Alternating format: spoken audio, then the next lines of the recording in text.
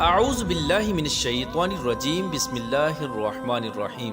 اللہ تبارک و تعالیٰ کے نام سے شروع جو بڑا مہربان اور نہایت رحم کرنے والا ہے۔ بیت المقدس وہ مبارک مقام ہے کہ جس کے ارد گرد اللہ تبارک و تعالیٰ نے بے شمار رحمتیں اور برکتیں رکھی ہیں، اور یہ مقام اس وجہ سے بھی مبارک ہے کہ تمام انبیاء کرام نے یہاں پر حاضری دی، اور معراج کی رات تمام انبیاء کرام نے حضور اکرم صلی اللہ تعالی علیہ وآلہ وسلم کے ساتھ اسی مقام پر نماز ادا کی، اور اس مقام کو یہ بھی فضیلت حاصل ہے کہ سب سے زیادہ انبیاء کرام یہیں پر مدفون ہیں۔ پیارے دوستو، آج کی اس ویڈیو میں ہم آپ کو بتائیں گے کہ حضرت ابراہیم علیہ السلام کی وفات کے بعد سے لے کر آج تک یہودی مسجد اقصی کو گرانے کے لیے کیوں تلے ہیں، اور مسجد اقصی میں ایسی کون سی چیز دفن ہے کہ جس کو یہودی حاصل کرنا چاہتے ہیں، اور وہ کون سا ایسا مقصد ہے کہ جس کی وجہ سے یہودی جلد از جلد مسجد اقصی پر قبضہ کرنا چاہتے ہیں۔ اور اس کے ساتھ ساتھ آپ کو یہ بھی بتائیں گے کہ حضرت ابراہیم علیہ السلام سے لے کر اب تک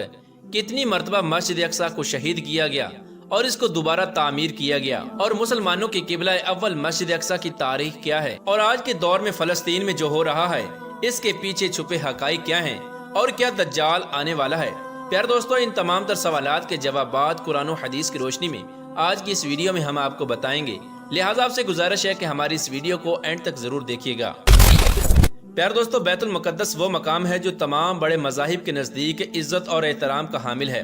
تمام بڑے مذاہب یعنی یہودی، عیسائی اور مسلمان اس کو عزت اور احترام کی نظر سے دیکھتے ہیں۔ مسلمانوں کے نزدیک یہ مقام اس لیے اہمیت کا حامل ہے کہ یہ مسلمانوں کا قبلہ اول ہے، اور معراج کی رات حضور اکرم صلی اللہ تعالی علیہ وآلہ وسلم نے اسی مقام پر تمام انبیاء کرام کی امامت کرائی اور معراج کا سفر شروع کیا۔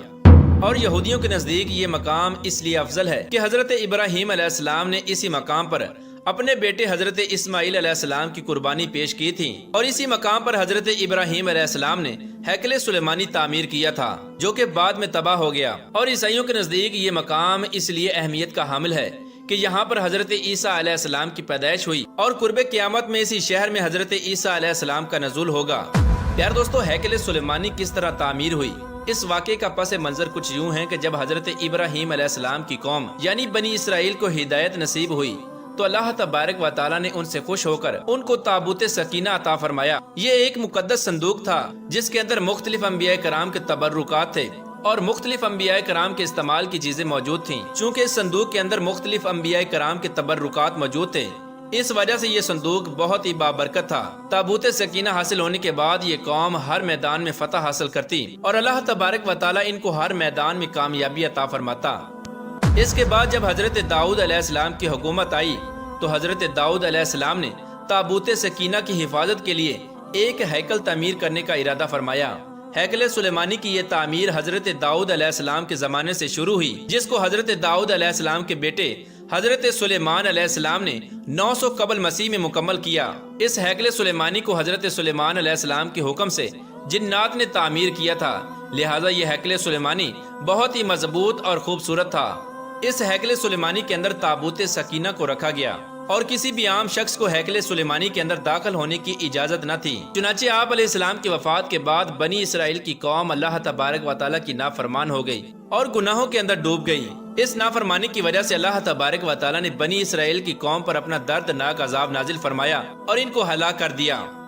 اس کے بعد 500 قبل مسیح میں بخت نصر بادشاہ نے یروشلم پر حملہ کیا اور ہیکل سلیمانی کو تباہ و برباد کر دیا۔ اس وقت پورے شہر کے اندر قتل و غارت شروع ہو گئی اور تمام یہودیوں کو قتل عام کر دیا گیا۔ اس جنگ کے بعد جو یہودی بچ گئے وہ بخت نصر بادشاہ کی قید میں آ گئے۔ بخت نصر ایک ظالم اور جابر بادشاہ تھا جس نے پوری دنیا پر حکومت کی، اور یہ کافر بادشاہ تھا۔ آخر کار یہودیوں نے اللہ تبارک و تعالیٰ کی بارگاہ میں توبہ کی اور اللہ تبارک و تعالیٰ سے مدد طلب کی، لہٰذا کچھ عرصے بعد ایک سائرس نامی بادشاہ کی حکومت قائم ہوئی جس نے تمام یہودیوں کو بخت نصر سے آزاد کروایا اور ہیکل سلیمانی کو دوبارہ تعمیر کرنے کی اجازت دی۔ روایات میں آتا ہے کہ اسی جنگ اور قتل و غارت میں تابوت سکینہ گم ہو گیا، اور بعض مورخین کے مطابق تابوت سکینہ کو بخت نصر نے کہیں پر دفن کروا دیا تھا، اور بعض روایات کے مطابق تابوت سکینہ اللہ تبارک و تعالیٰ کے حکم سے غائب ہو گیا۔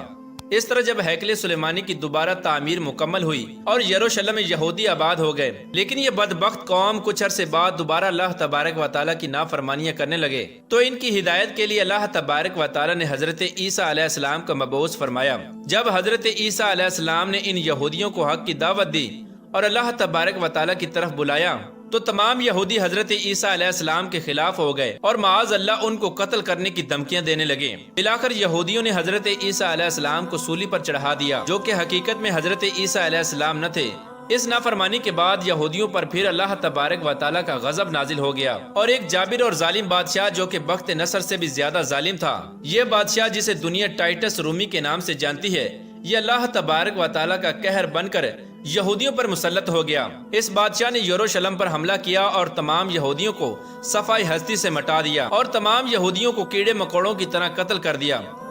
اور جو یہودی اس قتل و غارت سے بچ گئے وہ یروشلم چھوڑ کر کہیں اور چلے گئے۔ اس واقعے کے کئی سالوں بعد جب عرب کے اندر اسلام داخل ہوا اور ہمارے آخری نبی حضرت محمد مصطفیٰ صلی اللہ تعالی علیہ وآلہ وسلم اس دنیا میں تشریف لائے، اور آپ صلی اللہ تعالی علیہ وآلہ وسلم کی برکت سے جب اسلام یروشلم تک پہنچا، تو حضرت عمر رضی اللہ تعالی عنہ نے اپنی دور خلافت میں اسی جگہ پر مسجد اقصی کی تعمیر کرائی جہاں پر ہیکل سلیمانی تعمیر کیا گیا تھا۔ ہزاروں سالوں تک یروشلم مسلمانوں کے قبضے میں رہا اور تمام مذاہب کے لیے یروشلم کے دروازے کھلے تھے۔ اس کے بعد زمانہ یوں ہی گزرتا گیا، اور بلاخر جب 19ویں صدی شروع ہوئی تو 19ویں صدی کے درمیان میں جب دوسری جنگ عظیم ہوئی، تو اس جنگ میں برطانیہ اور امریکہ کی سازش سے یہودیوں کو دوبارہ سے یروشلم میں آباد کر دیا گیا، اور اس طرح مسلمانوں میں ایک نہ ختم ہونے والی جنگ شروع ہو گئی۔ پیارے دوستو، آج یہ یہودی اسی مسجد اقصی کو شہید کر کے یہاں پر ہیکل سلیمانی کو تعمیر کرنا چاہتے ہیں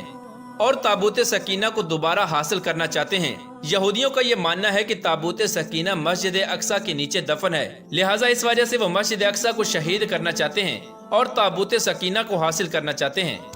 اسی مقصد کو حاصل کرنے کے لیے یہودیوں نے کئی بار مسجد اقصی کو نقصان پہنچانے کی کوشش کی، لیکن وہ ناکام رہے۔ پیارے دوستو، آج جو دنیا کے حالات چل رہے ہیں، یہ وہ وقت ہے کہ جس میں قیامت کی تمام چھوٹی نشانیاں مکمل ہو چکی ہیں، اور آہستہ آہستہ بڑی نشانیوں کا ظہور ہو رہا ہے۔ یہودی چونکہ دجال کو اپنا مسیحا مانتے ہیں، لہٰذا دجال کی آمد سے پہلے یہودی یہ چاہتے ہیں کہ مسجد اقصی کو شہید کر کے وہاں پر ہیکل سلیمانی کو تعمیر کیا جائے اور تابوت سکینہ کو حاصل کیا جائے۔ یہودی ایسی بدبخت قوم ہے جو حضرت عیسیٰ علیہ السلام کو اپنا دشمن اور دجال کو اپنا مسیحا مانتی ہے۔ پیارے دوستو، یاد رہے کہ دجال کا ظہور اس وقت ہوگا جب اس دنیا میں دجال کے پیروکار سب سے زیادہ طاقتور ہوں گے۔ آج ہم دیکھ لیں کہ دنیا کے اندر سب سے زیادہ طاقتور قوم یہودی قوم ہے، اور یہی وہ قوم ہے جو دجال کو اپنا مسیحا مانتی ہے۔ لہٰذا اس وجہ سے یہودی مسلمانوں پر ظلم و ستم کر کے مسلمانوں کو ختم کرنا چاہتے ہیں اور پوری دنیا پر حکومت کرنا چاہتے ہیں۔ لیکن جب یہودیوں کا مسیحا دجال اس دنیا میں آئے گا تو اللہ تبارک و تعالی حضرت عیسیٰ علیہ السلام کو بھیجیں گے۔ حضرت عیسیٰ علیہ السلام تمام یہودیوں کو اور دجال کو نیست و نابود کر دیں گے اور ان کو صفحہ ہستی سے مٹا دیں گے۔